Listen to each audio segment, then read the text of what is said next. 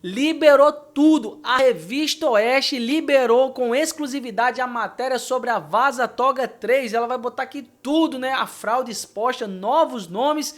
Vamos ver também, ó, Gabinete Paralelo usurpou funções, censurou a imprensa e violou a Constituição, afirmam juristas. Vamos ver também que esse mesmo Gabinete Paralelo comemorou a eleição de Lula em 2022 e até, olha quem está envolvido aí também, no Gabinete Paralelo, sim, o Alexandre Frota. Essa e outras notícias nós vamos ver agora, mas antes de tudo, se inscreva no canal, deixe seu like. Não se esqueça que a gente posta vídeo aqui todo santo dia para te manter muito bem informado. Aqui é de domingo a domingo, pessoal.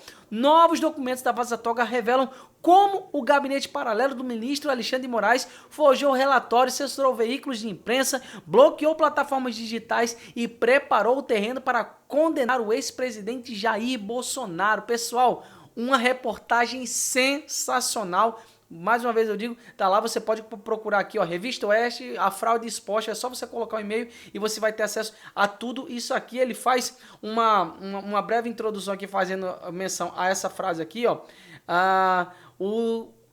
O Lavrent Beria, o sinistro chefe da polícia política de Joseph Stalin, deixou para a posteridade uma frase que resume os regimes totalitários. Mostre-me o homem e lhe direi o crime. Na União Soviética, a justiça era um mero instrumento da ditadura. Os tribunais funcionavam como palcos condenados previamente, coisas previamente decididas. Então aqui ele já vai fazer logo essa introdução. Para que você entenda, ele vai explicar aqui, vou dar um contexto.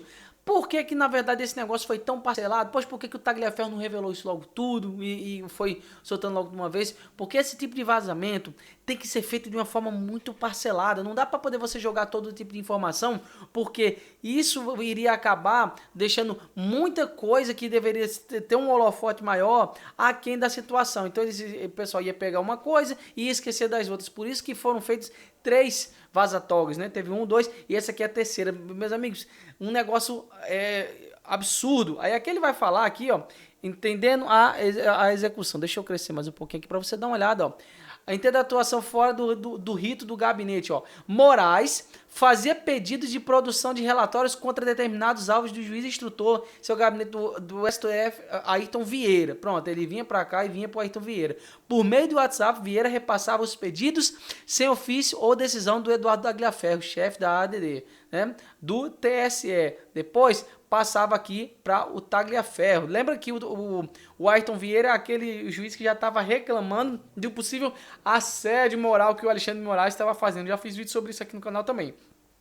Aí aqui, ó, Tagliaferro recebia os pedidos e com sua equipe monitorava redes e grupos de conversa para produzir os relatórios seguidos pedidos do gabinete de Moraes no STF. Aí o quarto, ó, os relatórios eram enviados para o inquérito das fake news no gabinete de Moraes no STF. O envio, no entanto, era feito como se o monitoramento e investigações tivessem sido produzidos de forma instantânea. Olha isso, pessoal. Moraes recebia os relatórios e os utilizava para embasar decisões contra bolsonaristas. Nas decisões, citava ter recebido da AED, mas sem revelar ter sido o autor do pedido para a produção. E o que acontecia?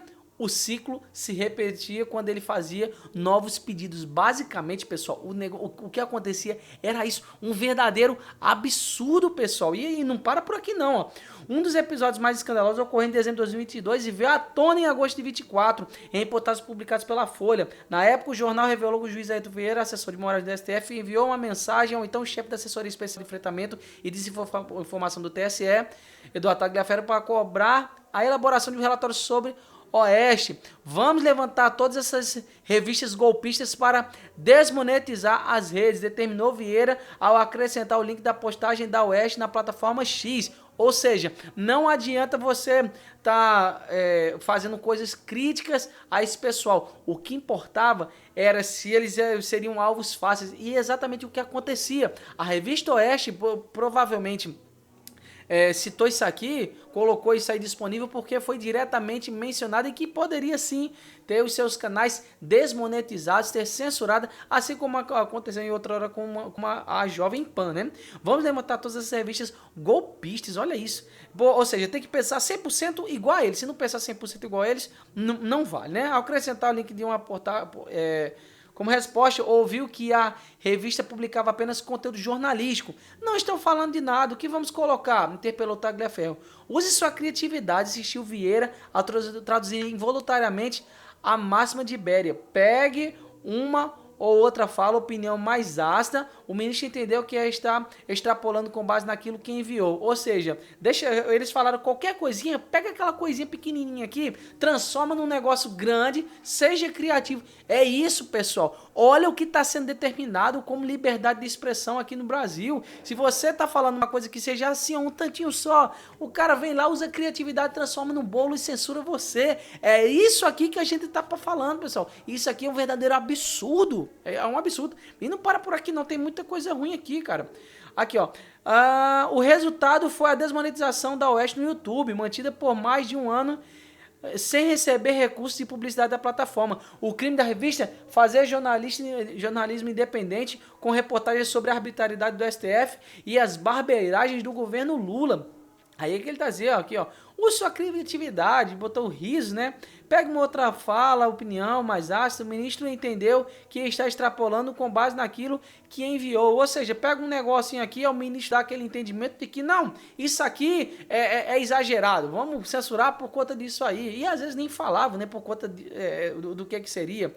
Aí aqui, ó, nessa semana, a continuação da Vaza Toga mostrou que o Gabinete Paralelo de Moraes também avançou contra a rede social Getter, né? Vocês lembram, né? A Getter foi uma rede social que teve um grande crescimento naquela época, porque o X estava censurado, então precisou ter toda aquela movimentação para poder fazer isso, né? Não, vamos montar o Getter, porque lá a gente consegue se manifestar. Aí tem aquele problema da postagem do Alan dos Santos, ó. Vamos lá. Marcos Antônio Vargas, para conhecimento. Vixe, nenhum conteúdo de mensagem para exibir. Aí, ó, novo pedido do Alan dos Santos no Twitter. Olha só. Os alvos do Tribunal de Exceção. Vamos ver aqui, ó. Checa o Alan dos Santos no Twitter. Ó, o Foro de São Paulo reina no Brasil. Assista. Vou montar um relatório. Aí aqui, ó. Aí tu vira do ministro. Ou seja, vamos pegar essa postagem ali e montar um relatório com base numa opinião. Uma opinião contrária. É disso que a gente está falando. Vocês estão pensando que é brincadeira? Não, pô. A lista de inimigos de Moraes é extensa, incluindo o jornalista Alan dos Santos, alvo antigo do ministro, a juíza Ludmilla, né, que a gente fala aqui de vez em quando, atualmente exilado nos Estados Unidos, o empresário Paulo Figueiredo, citado frequentemente nos grupos clandestinos do magistrado, o escritor Guilherme Fiuza, um dos primeiros a entrar na mira do STF, e o economista Rodrigo Constantino, que apenas recentemente teve as contas na rede social desbloqueadas. Todos enfrentaram a mesma engrenagem de perseguição: censura nas plataformas digitais, bloqueio de contas em bancos, cancelamento de passaporte, denúncias criminais e até pedidos internacionais de prisão sem o devido processo legal, nem o direito à ampla defesa, porque é assim que eles fazem, né? Vamos colocar alguma coisa da cabeça da gente, o que funcionar, funcionou. Até hoje as pessoas estão exiladas por conta disso, cara. Isso aqui é deplorável, cara. É isso que a nossa justiça brasileira tá passando. E há quem diga que isso aqui é tudo não, tá tudo dentro dos conformes. A justiça é assim mesmo. Justiça de onde? Né? O uso do STF e do TSE pelo ministro Alexandre de Moraes é ilegal, afirma o advogado constitucionalista André Marsiglia, referindo-se aos grupos clandestinos. Os tribunais não têm nem administrativa nem judicialmente o direito de compartilhar funcionários ou informações.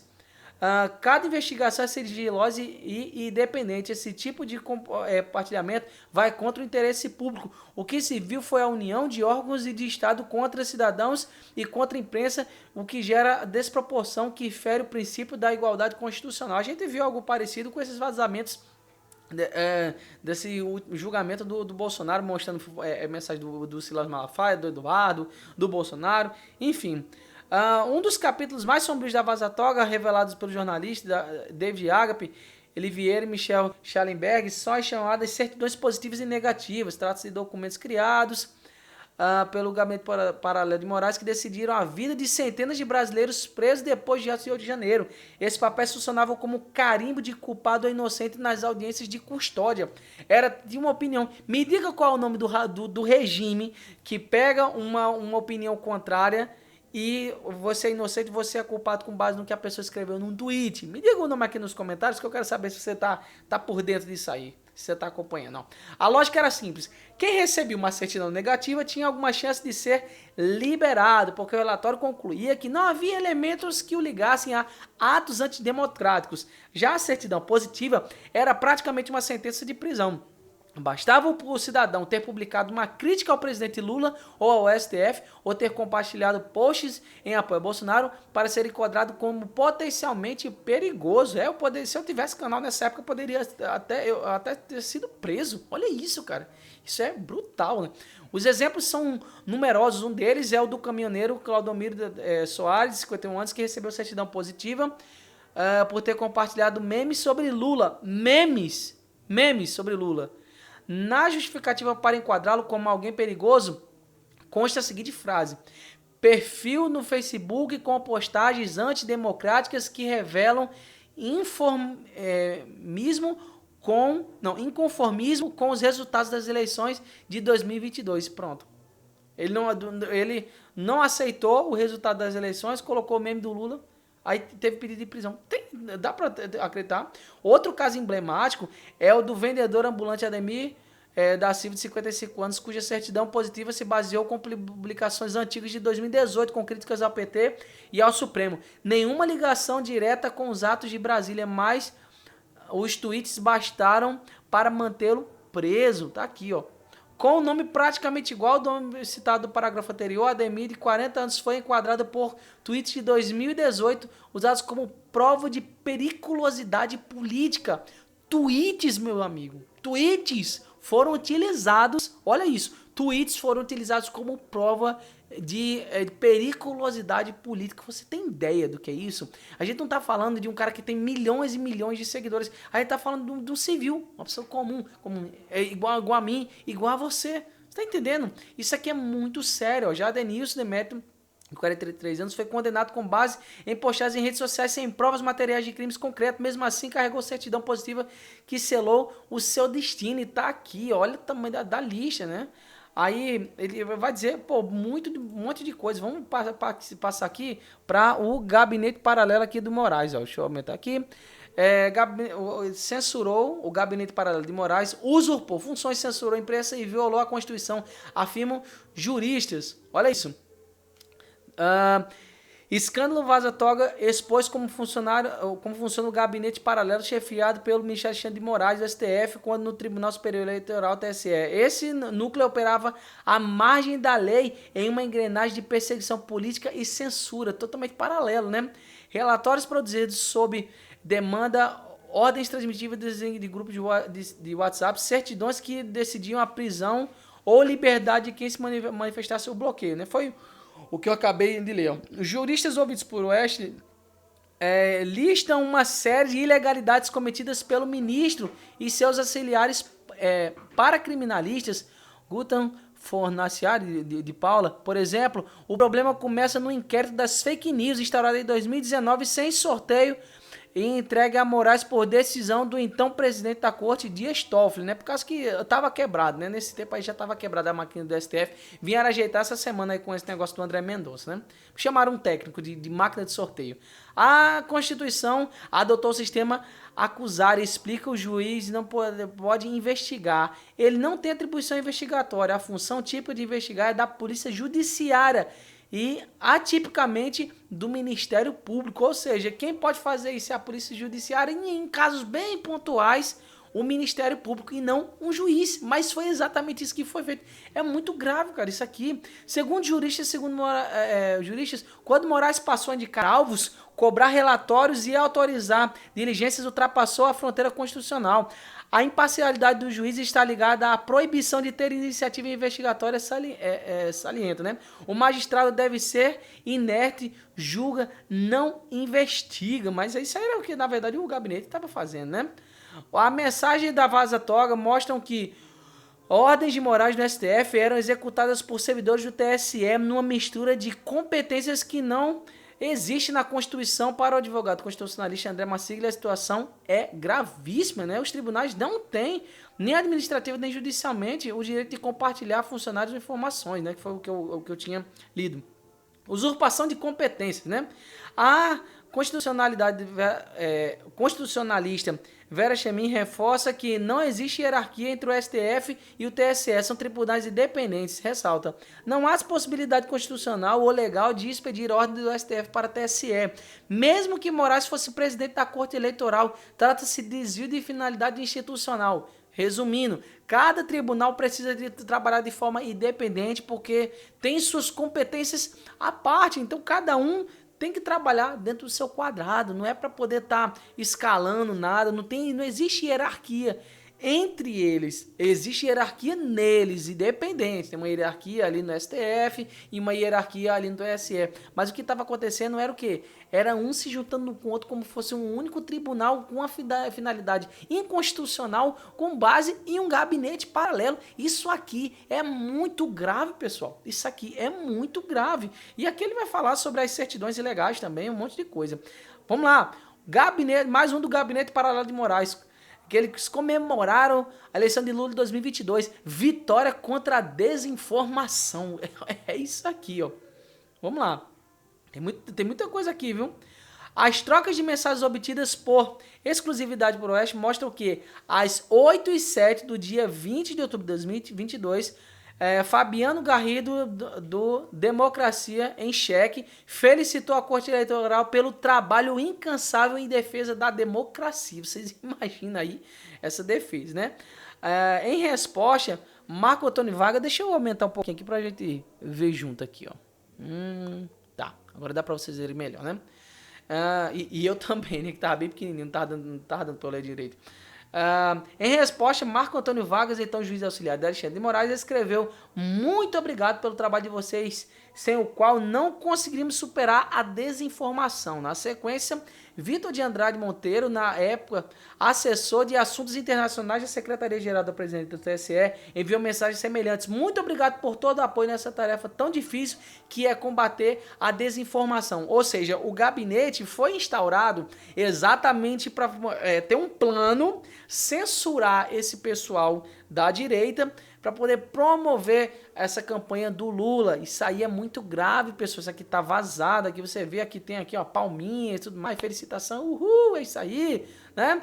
Cerca de uma hora depois, Beto Vasquez divulgou um boletim extraordinário sobre a vitória de Lula. Na mensagem, afirmou que eleitores do petista e apoiadores na Frente Ampla pela Democracia, né, entre aspas aqui, comemoravam o resultado. Destacou ainda que veículos considerados de direita à época, como antagonista, e a Jovem Pan já noticiavam a eleição. Por fim, disse que cabeças da extrema-direita permaneciam em silêncio e encerraram a mensagem com "Viva a democracia". Isso aqui, pessoal, colocou um monte de coisa. E aqui as coisas que a gente já sabe, né? Que o Gabinete Paralelo de Moraes ajudou a monitorar as redes sociais. Em outra mensagem, Rondon solicita que termos específicos sejam adicionados a Carry, nome dado à consulta de palavras-chave em bancos de dados. No caso, o banco era alimentado por publicações extraídas de aplicativos de mensagens e redes sociais. A lista incluía expressões ligadas ao pleito de 2022 e a ministros do Supremo Tribunal Federal, como Alexandre de Moraes, Edson Fachin e Luiz Roberto Barroso. Ou seja, falou mal de um desses três nomes aqui ou do pleito de 2022, vamos colocar aí para poder censurar, pessoal, que é absurdo. E aqui, ó, eles mostram como é que era feito aqui, ó, olhando relatório, metodologia. Faça uma sugestão de carry para avaliação. Urnas eletrônicas, digital, voto impresso, voto auditável, que era uma coisa que estava muito em pauta na época. Golpe das urnas, golpe nas urnas, anular voto, você vê até coisa aqui como uma anulação de voto. Era um indício para poder pesquisar esse tipo de coisa. Ó. Contagem de votos, roubaram as eleições, Barroso, Fachin, Moraes, TSE. Ou seja, isso aqui era a metodologia que era utilizada para pesquisar informações, postagens com essa finalidade para poder indicar os perfis, as postagens que estavam fazendo esse tipo de coisa, para que censurar. Exatamente isso que estava acontecendo, e as certidões eram emitidas com base nisso. Falou mal, se deu mal, é isso aí, cara. Isso aqui é absurdo, não. O Instituto Democracia em Cheque monitorava plataformas como X, Telegram e Getter. Integrantes de instituições também enviavam com frequência boletins sobre a movimentação nas redes, incluindo menções a termos relacionados ao TSE e até ministro do STF, que foi o que eu mostrei. A solicitação de Rondon para a edição de novos termos para extração de dados ocorreu logo depois de Veto Vasquez, do Democracia em Cheque, enviar relatórios sobre menções, né? Bicentenário de Independência. Durante o governo Bolsonaro, a data costumava ser marcada em manifestações de apoio ao mandatário, né, que é no 7 de setembro. A Democracia em Cheque não foi o único parceiro monitorar o 7 de setembro. As mensagens obtidas também revelam que a empresa de tecnologia Power também desempenhava o mesmo papel em cooperação com o TSE em segundo grupo. Algumas das mensagens interceptadas pela Power traziam críticas a Lula, a Moraes e ao sistema de urnas eletrônicas, né? E aqui vai dar uma abertura sobre o Vaza-Toga. E aqui, já que o vídeo já vai em 20 minutos, né? Quais foram os deputados aqui, informantes do Gabinete Paralelo de Moraes, né? Aí aqui, ó. Em 5 de novembro daquele ano, o juiz Ayrton Vieira, assessor judicial de Moraes, contou com um grupo do WhatsApp que havia recebido o deputado federal Nereu Crispim, do PSD, o famigerado PSD, né? O novo PSDB, né? Um vídeo publicado no perfil da atriz Regina Duarte, ao encaminhar a mensagem, Vieira escreveu: se acharem que devem derrubar, apesar do pedido, a conta da atriz não sofreu bloqueio. Então era tipo assim, não, vamos ver se a gente bloqueia essa daí? Será que dá certo a gente bloquear? Vamos bloquear aí? Aí aqui tem um vídeo aqui da Regina Duarte. Aí aqui, não foi a única vez que Crispim atuou como colaborador. Em outras ocasiões, o parlamentar também deu munição ao gabinete paralelo. Eduardo, veja o que podemos fazer, escreveu Vieira ao citar uma publicação nas redes sociais. Não foi possível identificar o alvo do monitoramento. Recebi o deputado federal Nereu Crispim. Então você vê que era uma articulação grande, cara, ali. Aí aqui, ó, vamos lá, o famigerado, né? Em 12 de novembro de 22, Vieira relatou uma nova colaboração. Dessa vez, o denunciante foi o então deputado federal Alexandre Frota, então filiado ao PSDB e que hoje é vereador de Cotia, São Paulo, né, pelo PDT. O material enviado pelo parlamentar era um tweet do deputado federal Luiz Felipe de Orleans de Bragança, do PL de São Paulo. É uma diplomação histórica, zero de legitimidade e recorde de membros do PCC se adulando, diziam postagens. Logo depois de encaminhar o link do grupo de WhatsApp, Vieira disse: é muito grave e fala desse deputado. A fala desse deputado: recebi do deputado federal Alexandre Frota, tem a ver com a diplomação. Acho que o assunto pode ser do TSE. Então, em resumo aqui, pessoal, esse Vaza-Toga 3, ele só mostra a complexidade de como esse esquema todo era muito bem estruturado para poder fazer com que o Alexandre de Moraes fizesse algo que oprimisse as pessoas de uma forma absurda, né? Vou deixar aqui como plano de fundo aqui essa barbárie aqui, né? Que foi utilizado, porque isso aqui é uma vergonha, cara. Isso aqui é uma vergonha pra gente, ó, como é que era um ciclo para poder manter a censura, né? Vai vir até um pouquinho mais para cá. É um verdadeiro absurdo esse tipo de coisa, mas infelizmente ainda tem pessoas, inclusive jornalistas, que alegam: não, aqui no Brasil tá tudo tranquilo, aqui tá tudo numa boa, não tem nada de errado aqui. A questão é, até quando vamos ver tanta coisa desse tipo sem acontecer nada com esse pessoal que quer se determinar o rei do Brasil, né? Os reis, né, do Brasil. O Eduardo Tagliaferro também tá fazendo isso aí. Ele, como eu disse, ele estava negociando isso aí com uma rede grande. Não é que a Oeste não seja grande, mas ela tem uma certa relevância aqui no Brasil, mas fora do Brasil ela não tem tanto, né? Diferente da CNN. Só que, como eu disse, a CNN estava enrolando. Não, vamos dar uma esperadinha Por que eles queriam esperar? Por conta do julgamento do Bolsonaro. Eles queriam soltar isso aí só depois. Mas isso aqui ajudou a escancarar o tipo de atrocidade que era feito nesse gabinete paralelo do Alexandre de Moraes, que, cara, isso aqui é puro George Orwell aqui. O George Orwell se retorce no túmulo, tá? Cadê meu livro do 1984? Tá aqui, ó.